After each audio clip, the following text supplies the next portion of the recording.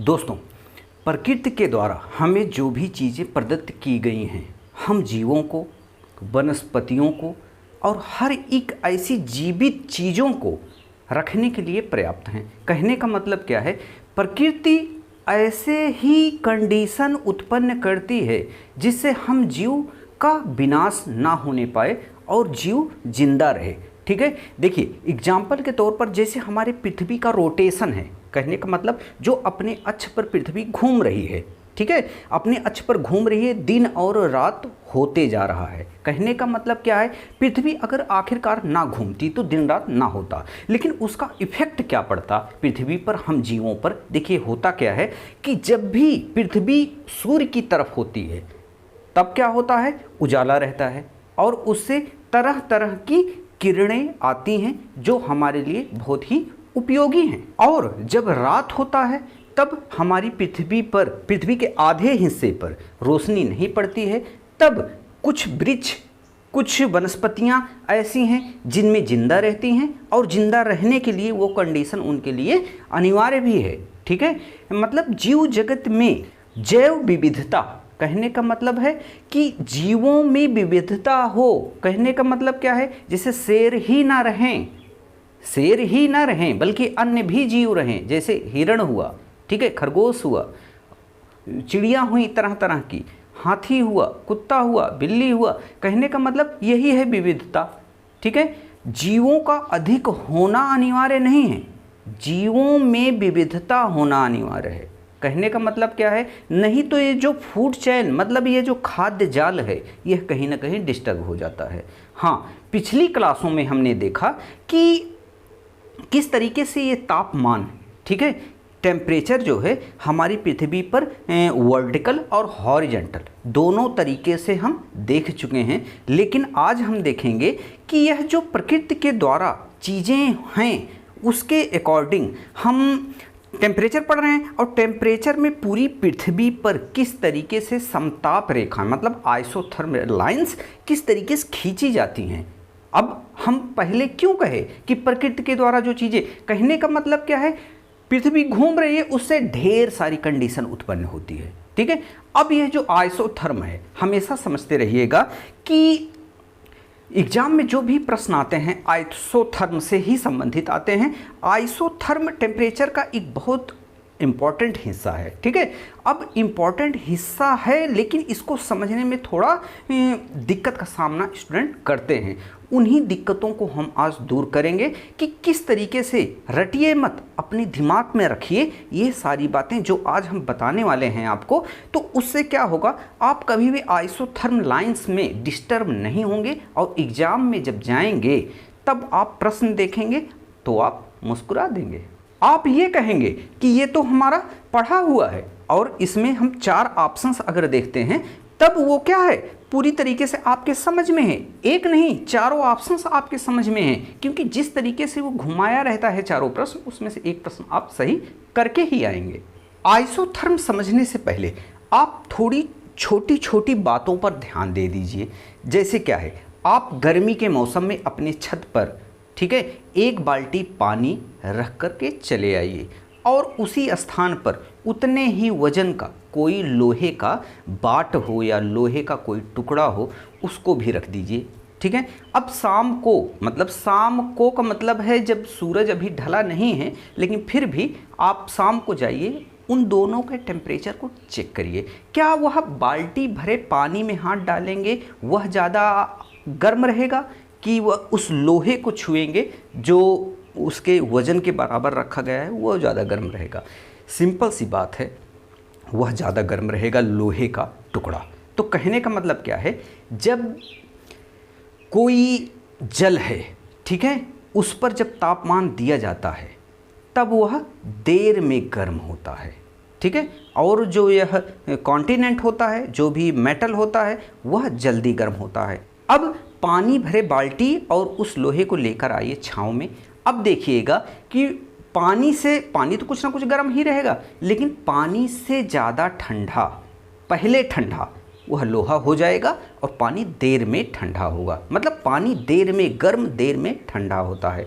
और आइसोथर्म जो लाइंस होती है वो इन्हीं से डिस्टर्ब होती है। कहने का मतलब जब जिग जैग होती है इन्हीं के कारण होती है, क्योंकि हमारी पृथ्वी पर 70% अगर हम मान लेते हैं जल है और 30% कॉन्टिनेंट मतलब स्थल है, तब यह लाइन गुजारी जाती है कहाँ से? मतलब कि अक्षांश रेखाओं के अकॉर्डिंग। ठीक है, अक्षांश रेखाएं क्या हैं हम पढ़ा चुके हैं, उसको जाकर के जीएस वाले पार्ट में भी आप अक्षांश और देशांतर रेखाओं का एक पूरा हम बनाए हुए हैं वीडियो, उसको आप पढ़ लीजिए, पूरी तरीके से आपके समझ में आ जाएगा। तो आप अक्षांश रेखाओं के अकॉर्डिंग मतलब उसी के समकक्ष आइसोथर्म लाइन खींची जाती है। अब यह आइसोथर्म लाइंस होती क्या है इसके बारे में हम थोड़ा सा समझेंगे। नमस्कार, मैं कुलदीप, आप देख रहे हैं ज्योग्राफी विद कुलदीप, हमारा ये चैनल। आप चैनल को सब्सक्राइब करिए, लाइक करिए और दूसरों में जो ज़रूरतमंद स्टूडेंट हैं उनमें शेयर करिए। देखिए सिंपल सी बात है, अगर हम पृथ्वी के विषुवत रेखा मतलब पृथ्वी के बीचों बीच जो 0 डिग्री अक्षांश रेखा होती है उसके अगर हम उत्तर जाते हैं ध्रुवों की तरफ तो टेम्परेचर कम मिलता है, और उसी लाइन के जब दक्षिण में मतलब कि दक्षिणी ध्रुव के पास हम जाते हैं तो टेम्परेचर कम मिलता है। कहने का मतलब क्या है, चाहे हम बीच से ऊपर जाएं चाहे बीच से नीचे जाएं तो टेम्परेचर कम हो जाता है, एक औसत टेम्परेचर। ठीक है, अब देखिए पृथ्वी है, पृथ्वी घूम रही है। अब अक्षांश, हर एक अक्षांश भी है ना, अक्षांश है इस पर। अब अक्षांश का एक बिंदु, उसमें 12 घंटे 24 घंटे के अंतराल पर एक बिंदु पर हाई टेम्परेचर और लो टेम्परेचर का ये समझ लीजिए एक औसत गणना करने पर आता है। कहने का मतलब क्या है, पृथ्वी का कोई भी बिंदु हो, ठीक है, एक बार उस पर हाई टेम्परेचर पड़ेगा, ठीक है, और एक बार उस पर लो टेम्परेचर पड़ेगा। कहने का मतलब टेम्परेचर नहीं पड़ेगा, एक बार सबसे ज़्यादा पड़ेगा। ठीक है, अब यह लो और हाई में जो टेम्परेचर गणना होती है उसका जो औसत निकाला जाता है वह समताप रेखाओं का एक बिंदु बनता है। ठीक है, अब देखिए ये है, ठीक है, ये मान लीजिए यहाँ पर है कितना 40 डिग्री। 40 डिग्री टेम्परेचर का जो हम समताप रेखाएं खींच रहे हैं यह किस प्रकार से खींचेंगे? ठीक है, अब कहने का मतलब क्या है, सबसे पहले हम आइसोथर्म को थोड़ा सा समझ लें, ये है क्या। देखिए आइसोथर्म वह लाइंस है, वह लाइंस हैं जो कि समुद्र तल को आधार मान करके चलती हैं, कहने मतलब खींची जाती हैं। अब देखिए आइसोथर्म को अगर इंडिया में लिया जाए तो अगर हम देखते हैं, अच्छा ये बताइए अगर जम्मू कश्मीर में ठंडी है क्यों है? क्योंकि वो हिमालय पे बसा हुआ है, हिमालय ऊंचा स्थान है। और पिछले क्लास में हम आपको बता भी चुके हैं कि जैसे जैसे हम पृथ्वी के ऊपर जब से उठते हैं तब टेम्परेचर डाउन होता है। तो हिमालय पे क्या है, वहाँ गर्मी ही होनी चाहिए, जम्मू कश्मीर गर्मी ही एक्चुअल में होनी चाहिए, लेकिन है नहीं। क्यों नहीं है? तो यह इसलिए है कि हिमालय करीब 8 किलोमीटर ऊंचा है। ठीक है, जब 8 किलोमीटर ऊंचा है, एक औसत देखा जाए तो 5 किलोमीटर, औसत देखा जाए पूरे का तो 5 किलोमीटर हिमालय की ऊंचाई है। अब पृथ्वी से 165 मीटर गणना करते रहिए और 1-1 डिग्री कम करते रहिए तो श्योर है वहाँ 0 डिग्री का कंडीशन बन जाएगा और वहाँ बर्फ जम जाएगी। तो हिमालय पर बसा हुआ जम्मू कश्मीर जहाँ पर टेम्परेचर कम है तो वहाँ पर यह आइसोथर्म जो लाइंस हैं यह उन पर गणना नहीं की जाएगी, यह समुद्र तल के बेस पर इनकी गणना की जाएगी। कहने का मतलब वहाँ 0 डिग्री टेम्परेचर तो है, ये नहीं कि आइसोथर्म लाइन वहाँ से गुजार दिया जाएगा, नहीं, गुजारा अगर जाएगा भी तो उसको समुद्र तल के बेस बनाकर। कहने का मतलब अगर हिमालय जम्मू कश्मीर में ना होता तो वहाँ पर गर्मी होती। ठीक है, एक बात और ध्यान में रखिएगा, ये जो आइसोथर्म लाइंस होती हैं एक दूसरे को काटती नहीं हैं। क्यों काटेंगी भाई? देखिए यहाँ से स्टार्ट हुई तो ये अगर मान लीजिए 40 डिग्री की है, 40 डिग्री की है तो ये वहाँ जाएगी जहाँ पर 40 डिग्री सेल्सियस का तापमान रहेगा, उन्हीं बिंदुओं को ऐसे से मिलाती जाएगी। ठीक है, ऐसे से मिलाती जाएगी, 40 40 40 40 यहाँ पर 40 तो नहीं था, इसलिए ये इधर घूम गई और इधर गई, वहाँ 40। कहने का मतलब ये पूरे ग्लोब को घेर ली है, अक्षांश के अकॉर्डिंग पूरे ग्लोब को यह घेर ली। तो कहने का मतलब अक्षांश रेखाएं तो क्या हैं, पूरी एक सीध में खींची गई हैं, लेकिन ये जिगजैग होती हैं, इधर उधर होती हैं। क्यों? क्योंकि इनको मिलाना है 40 डिग्री सेल्सियस तापमान के बिंदु पर, ठीक है। इसलिए ये खींची गई हैं ऐसी रेखाएं कि ये 40 40 40 40 जहाँ 40 है वहीं को मिलाएंगी। दूसरे पे 50 50 50 50 तो जिगजैग भी होंगी, लेकिन इसको नहीं काटेंगी। क्यों काटेंगी? क्योंकि 40 तो ऊपर है ना, अगर ये घूमे भी तो यहाँ पर घूमेगी, क्योंकि एक जगह जब 40 मिल रहा है तो 50 तो मिलना स्वाभाविक नहीं है, क्योंकि 40 का स्थान ये घेर चुकी है। 50 वाला अगर देखिए ये यहाँ पर 40 है, श्योर है ऊपर, अगर ये 50 यहाँ पर आएगा तो 40 और ऊपर चला जाएगा, तो यहाँ पर आ जाएगा, लेकिन इसको काटेगा नहीं। इसलिए हम कह रहे हैं, इसलिए ऐसी लाइनें खींची जाती हैं, इसलिए बुक में लिखा रहता है कि ये लाइनें एक दूसरे को नहीं काटती हैं।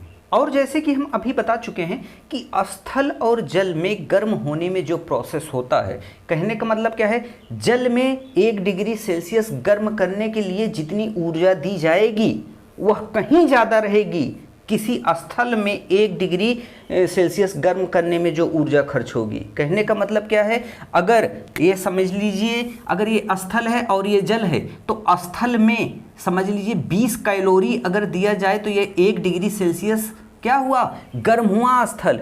तो इसको गर्म करने में 40 डिग्री सेल्सियस 40 कैलोरी दिया जाएगा, तब यह 1 डिग्री क्या हो गया, गर्म होगा, ठीक है। 20 कैलोरी स्थल को, 40 कैलोरी किसको, हमारे जल को। तो कहने का मतलब क्या है, ऊर्जा सबसे ज़्यादा किस में लगी, जल में। तो जल में जब ज़्यादा ऊर्जा लगती है गर्म करने के लिए, तो आखिरकार सूरज तो पूरी पृथ्वी पर चमकता रहता है। जब सूरज पूरी पृथ्वी पर चमकता रहता है तब ये स्थल जो है गर्म होते हैं, लेकिन इनको कैलोरी कम ही मिले तब भी ये गर्म होंगे, लेकिन इसको ये भी गर्म होगा, लेकिन इसके अकॉर्डिंग ये जल जो जलीय भाग है ये कम गर्म होगा, ठीक है।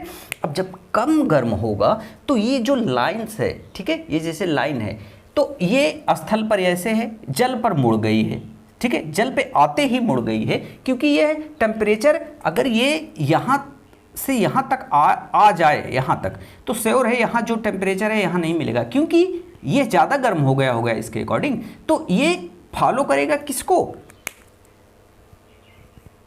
विषुवत रेखा को। क्यों? विषुवत रेखा आखिरकार ये गर्म है तो यहाँ ठंडा होगा, इसके अकॉर्डिंग ये ठंडा होगा, तो ये कहाँ आएगा, विषुवत रेखा को आधार मान लेगा, क्योंकि विषुवत रेखा पर गर्मी रहती है, हमेशा गर्मी रहती है।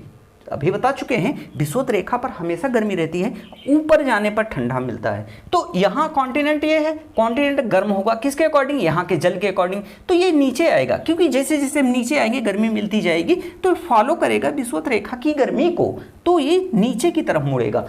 आपको आप समझ लीजिए, कई मतलब टीचर्स कई वीडियो आप देखे होंगे जहाँ पर ये रटाया जाता है कि जुलाई के महीने में अगर समताप रेखाओं का हम अध्ययन कर रहे हैं तो उत्तरी गोलार्ध में जो लाइनें समताप रेखाएं की खींची जाती हैं स्थल से समुद्र की तरफ आने पर वह विषुवत रेखा की तरफ मुड़ जाती हैं। ये छोड़ दीजिए, ये रटना छोड़ दीजिए, आप बस चीज़ों पर ध्यान दीजिए।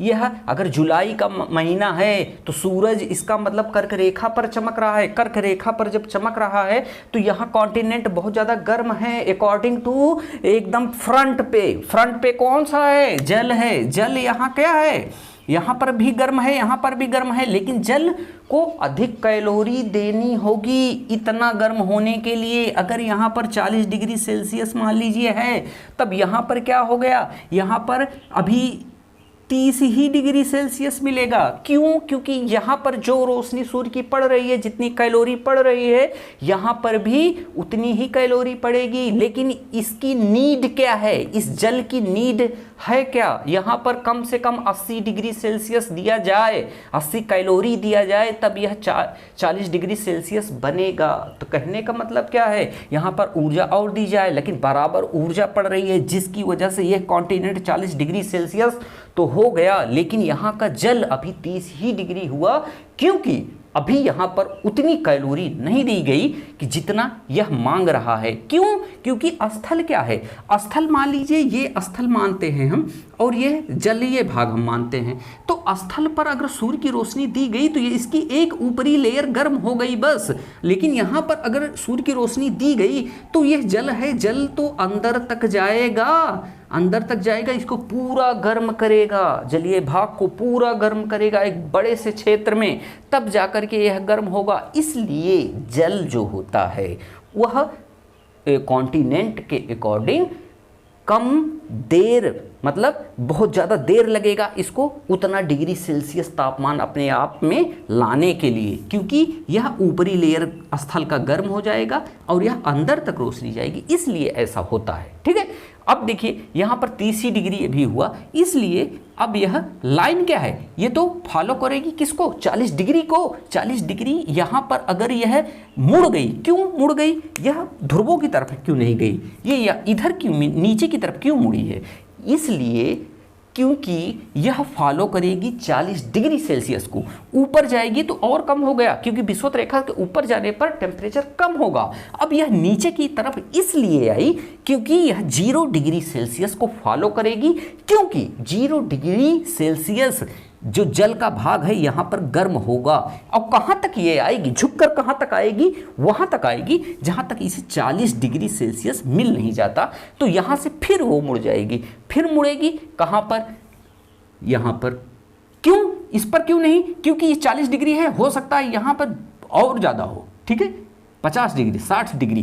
तो कहने का मतलब क्या है, ये जल को फॉलो करते हुए जाएगी और ये रसिया का उत्तरी क्षेत्र है, यहाँ पर क्या है, यहाँ पर टेम्परेचर तो उतना ही है, जो इसको फॉलो कर रही है उतना ही है। तो कहने का मतलब क्या है, आप मुख्य रूप से यही समझिए और हम मुख्य रूप से यही समझाएंगे भी, क्योंकि यही मेन चीज़ है कि ये अप डाउन क्यों होती है, जिग जैग क्यों होती है, इसमें प्रवणता क्यों आती है, बस इसी को समझना है। ये नहीं समझना है किस तरीके से सर लिखा जाएगा, ये क्या है, लिखा उखा नहीं जाए, सब लिखा है, उसको लिखते पढ़ते रहिए आप, लेकिन समझना इन सब चीज़ों को है, किस तरीके से जिग जैग। अगर आप इसको समझ लेते हैं तो आप खुद ही लिख डालेंगे, किताब की क्या ज़रूरत है, बस नोट्स हम देंगे, ऐसा नहीं है, नोट्स दे देंगे, लेकिन आप इसको पहले समझ लीजिए ये किस तरीके से यह फॉलो होती है लाइनें। अक्षांश के अकॉर्डिंग आधार मानती हैं किसको, समुद्र की तली को या जमीनी स्थलीय भाग को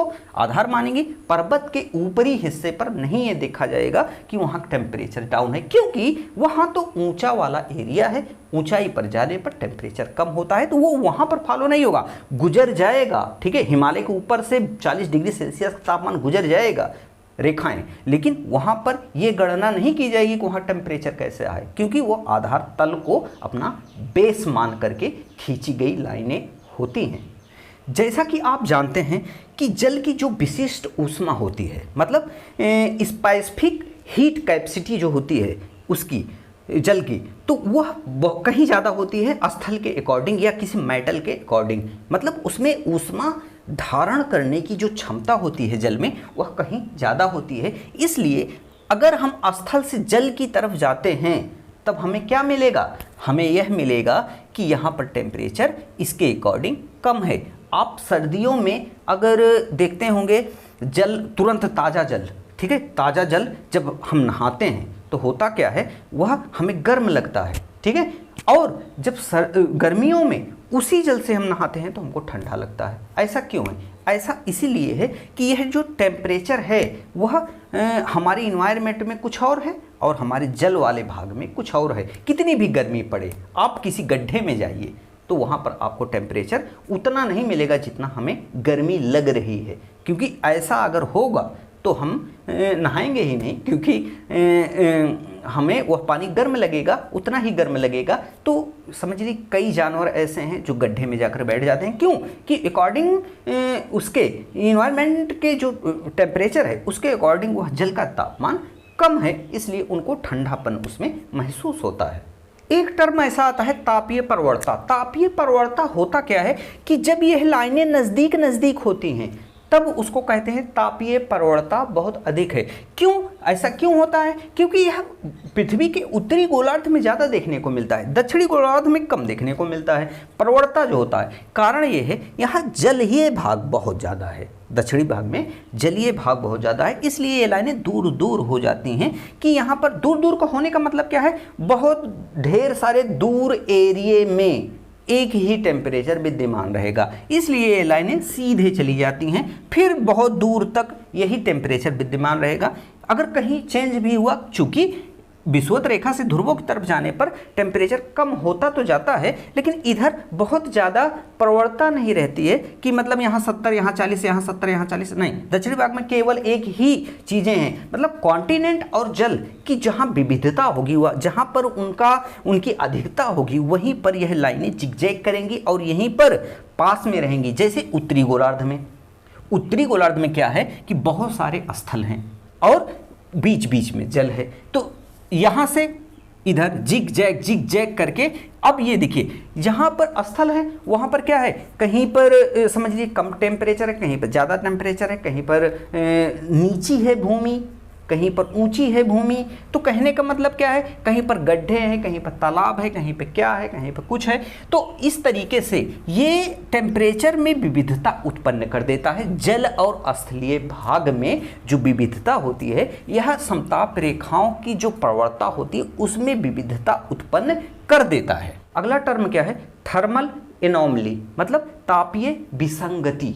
ठीक है, तापीय विसंगति को हम इस तरीके से डिस्क्राइब कर सकते हैं, जैसे क्या है, जहां पर जो टेम्परेचर होना चाहिए था लेकिन वो टेम्परेचर वहां पर विद्यमान नहीं है। कहने का मतलब क्या है कि जैसे कहीं पर कोई स्थान है, अभी वहाँ हरा भरा वनस्पतियों से युक्त वो स्थान है, लेकिन भविष्य में हम मानव के द्वारा जो एक्टिविटीज़ हैं हमारी, कहने का आगे बढ़ने की जो लालसा है, उससे हम कहीं ना कहीं वनस्पतियों का विनाश कर रहे हैं। अगर कहीं पर ऐसा है, कहने का मतलब ढेर सारे वृक्ष हैं लेकिन हम उसको कंपनी बनाने के लिए काट दिए, अब वहाँ पर जो टेम्परेचर होगा वह या तो बढ़ जाएगा और या तो घट जाएगा। कहने का मतलब तापीय विसंगति जो है वह इसी को इंडिकेट करती है कि जहाँ पर तापमान था अब वहाँ पर वह तापमान नहीं है। कहने का मतलब वह सब हम मानव के ही द्वारा वहाँ पर यह जो प्रकृति द्वारा प्रदत्त किया गया टेम्परेचर था उसको हम नष्ट कर दिए हैं।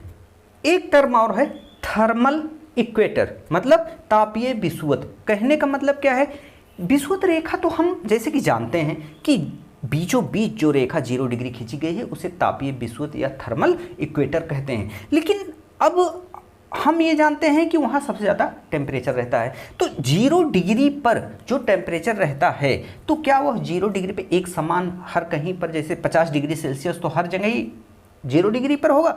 ऐसा नहीं होता है। देखिए, अगर हम ये देखते हैं एक टाइम विशेष पर जब भी टेम्परेचर 0 डिग्री पर होगा तो कहने का मतलब ऊपर नीचे कहीं ना कहीं टेम्परेचर उत्तरी और दक्षिणी गोलार्ध के इर्द गिर्द ही ऐसा टेम्परेचर 50 डिग्री 60 डिग्री 70 डिग्री जितना भी हो, उनको जो सब मतलब समझ लीजिए 181 समझ लीजिए अगर अक्षांश रेखाएं हैं तब 181 में 0 डिग्री के आसपास ही अधिकतम टेम्परेचर तो होगा। तो यहाँ पर ये देखा जाएगा कि बीचों बीच में जो एक टाइम में जो सबसे ज़्यादा टेम्परेचर होगा उन्हीं पर टिक लगा दिया जाएगा, बिंदु लगा दिया और उसी को मिला दिया जाएगा। ठीक है, उसी को मिला दिया जाएगा तो वह तापीय विषुवत इक्वेटर बन जाएगा। कहने का मतलब थर्मल इक्वेटर उसी को कहेंगे कि एक टाइम में जहाँ पर सबसे अधिकतम टेम्परेचर है उन पर बिंदु करके उनको मिला दिया जाएगा, वही है थर्मल इक्वेटर। अब हम ये देखेंगे कि यह जो समताप रेखाओं का जो अध्ययन किया जाता है वह क्यों किया जाता है। देखिए, होता क्या है कि हमेशा जुलाई और जनवरी के जो टेम्परेचर होते हैं उसी पर हम यह समताप रेखाएं या आइसोथर्म की गणना करते हैं। अब देखिए, जुलाई का मतलब गर्मी और जनवरी का मतलब सर्दी, तो लेकिन हम जून में सबसे ज़्यादा गर्मी महसूस करते हैं, ठीक है, और दिसंबर सबसे ज़्यादा हम ठंडी महसूस करते हैं। तो कहने का मतलब क्या है कि ठंडी और गर्मी इन्हीं दोनों के आधार पर हम यह आइसोथर्म लाइंस को बनाते हैं। लेकिन हमें दिसंबर और जून इनका बनाना चाहिए था, क्योंकि सबसे ज़्यादा ठंडा सबसे ज़्यादा गर्म पर बनने तो ज़्यादा अच्छा है। लेकिन हम किसी भी चीज़ का जो नॉलेज रखते हैं वह कहीं ना कहीं हम जीवों के लिए ज़्यादा उपयोगी हो, इसलिए उसका नॉलेज रखते हैं। अब देखिए जनवरी में क्या है, जनवरी में शुष्क मौसम रहता है, वहाँ पर हम आइसोथर्म खींच भी दें तो हमारे लिए उपयोगी क्या रहेगा, कोई मतलब नहीं है। हम जीवों के लिए अनिवार्य होना चाहिए, इसलिए जनवरी में कुछ वर्षा हो जाती है, मौसम आर्द्र हो जाता है और गर्मी भी रहती है, जिसके लिए हम जनवरी में यह आइसोथर्म लाइन्स की गणना करते हैं और जनवरी में इसको हम खींचते हैं, पूरा तरीके से बनाते हैं आइसोथर्म लाइन्स की इनकी गणना किन किन आधार पर हुई है और कहाँ पर कितना किसका टेम्परेचर है। इसी तरह जून के महीने में शुष्क मौसम रहता है और जुलाई के महीने में आर्द्र हो जाता है क्योंकि बारिश हो जाती है, इसलिए हम जुलाई के महीने में यह आइसोथर्म खींचते हैं, जिससे हम वनस्पतियों जीवों के लिए जीवन जीने के लिए एक अच्छे तरीके से एक फॉर्मेट तैयार करते हैं और उस पर इन लाइनों की गणना करते हैं। जुलाई माह में करीब कर्क रेखा पर सूर्य की किरणें एकदम सीधी पड़ती हैं, ठीक है। इसका मतलब क्या हुआ, कर्क रेखा पर जो भी अक्षांश है 23.5 डिग्री, तो वो क्या है, पूरी तरीके से सर्वाधिक गर्म होगा और वहाँ पर वह लाइनें खींची जाएंगी क्योंकि कर्क रेखा पर जुलाई पर सूर्य की किरणें एकदम से सीधी पड़ती हैं।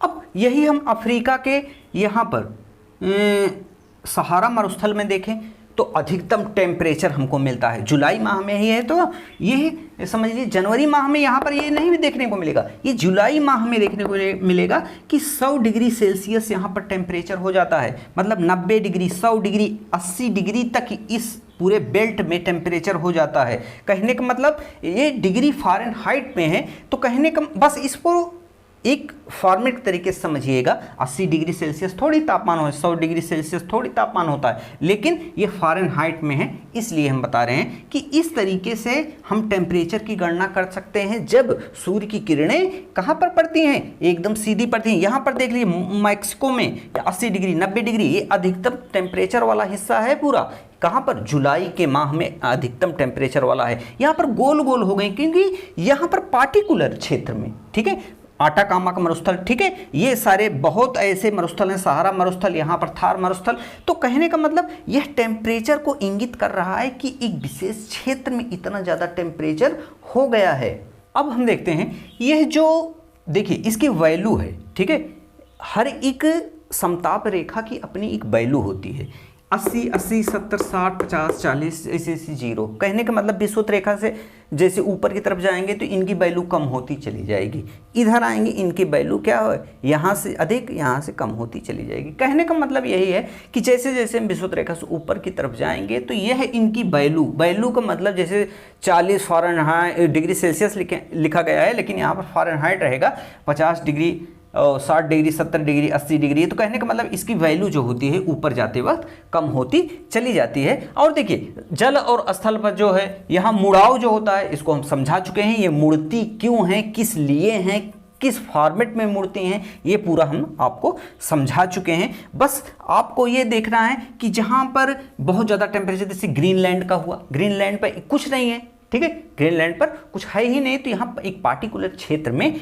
अधिक टेम्परेचर हो जाएगा या कम टेम्परेचर हो जाएगा क्योंकि यहाँ बर्फ़ है। अगर इसको 40 डिग्री मानते हैं तो यहाँ पर क्या है, एक पार्टिकुलर क्षेत्र में सबसे कम तापमान होगा क्योंकि यहाँ पर एकदम मरुस्थल है, ठीक है, ये मरुस्थल है पूरा। देखिए शीत मरुस्थल है, ये हॉट मरुस्थल नहीं है, शीत मरुस्थल है ये पूरी तरह से ग्रीनलैंड, इसलिए एक पर्टिकुलर क्षेत्र में यहाँ पर भी 30 डिग्री सेल्सियस का पूरा एक टेम्परेचर बेल्ट ही बन चुका है। और लास्ट में एक चीज़ और बताना चाहेंगे, ये जो टेम्परेचर एनॉमली है, मतलब तापीय विसंगति है, ये दो प्रकार से होती है, एक होती है प्लस में, एक होती है माइनस में। जैसे क्या है, इस पार्टिकुलर क्षेत्र में अगर यह टेम्परेचर जो होना चाहिए था वो नहीं हुआ, जैसे क्या है यहाँ पर जो टेम्परेचर होना चाहिए था नहीं हुआ, कहने का मतलब क्या है, अगर ये लाइन यहाँ से गुजर रही है 40 डिग्री फ़ारेनहाइट की, तो यहाँ पर जो टेम्परेचर यहाँ से यहाँ तक है, लेकिन यहाँ पर क्या है, यहाँ पर अगर बढ़ गया टेम्परेचर चूंकि यहाँ पर अगर वनस्पतियों का विनाश हुआ है या किसी वजह से यहाँ पर यह जो प्रकृति के द्वारा दी गई चीज़ें हैं उन पर फॉलो ना हुआ और यह टेम्परेचर अगर बढ़ गया तो इसको प्लस से इंडिकेट करेंगे, और अगर कम हो गया, ठीक है, कम हो गया तो यहाँ पर क्या है, माइनस से इंडिकेट करेंगे। कहने का मतलब क्या है कि देखिए कहीं पर अगर हम प्रकृति के साथ छेड़छाड़ करेंगे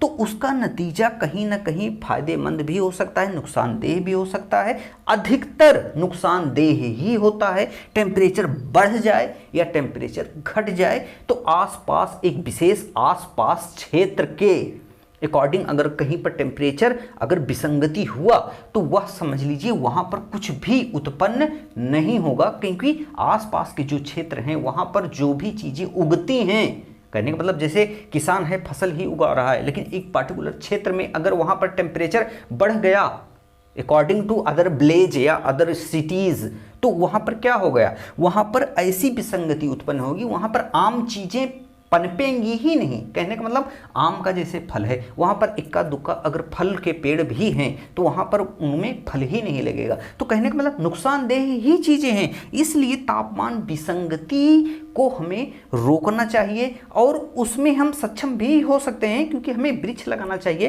पेड़ पौधे लगाना चाहिए, वहाँ पर प्रकृति के अकॉर्डिंग हमें कार्य करना चाहिए। तो इस टेम्परेचर विसंगति जो तापमान विसंगति है, तो थर्मल एनोमली के स्थान पर यह जो लाइनें जाती हैं यहाँ भी जिगजैग हो जाती हैं। ये अपवाद स्वरूप हैं, क्योंकि स्थलों पर एक समान लगभग जाती हैं, लेकिन यहाँ पर थर्मल एनोमली के वजह से ये लाइनें डिस्टर्ब होती हैं। इसलिए ज़्यादा जिगजैग करने की प्रकृति ये समझ लिए स्थलों पर मौजूद है। ये तो हो गया जुलाई माह का जो टेम्परेचर हम आपको दिखा रहे हैं, यह किस तरीके से आप समझ गए होंगे कि स्थल से समुद्र में जब ये लाइनें जाती हैं तो जुलाई के माह में तो फॉलो करती हैं 0 डिग्री को, क्योंकि वह अकॉर्डिंग टू गर्म है। यहाँ का जल और ज़्यादा ठंडा हो गया, लेकिन लाइन अगर सीधी जाती तो यहाँ पर ठंडा मिलता तो ठंडा को फॉलो करेगा नहीं, ये 40 डिग्री को, तो इसलिए 40 डिग्री के जल को फॉलो करके इधर आ गया।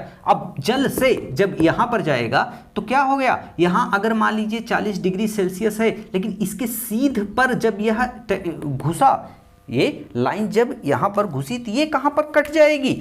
आखिरकार यहाँ पर 40 डिग्री सेल्सियस तापमान है जल का और जुलाई का महीना है।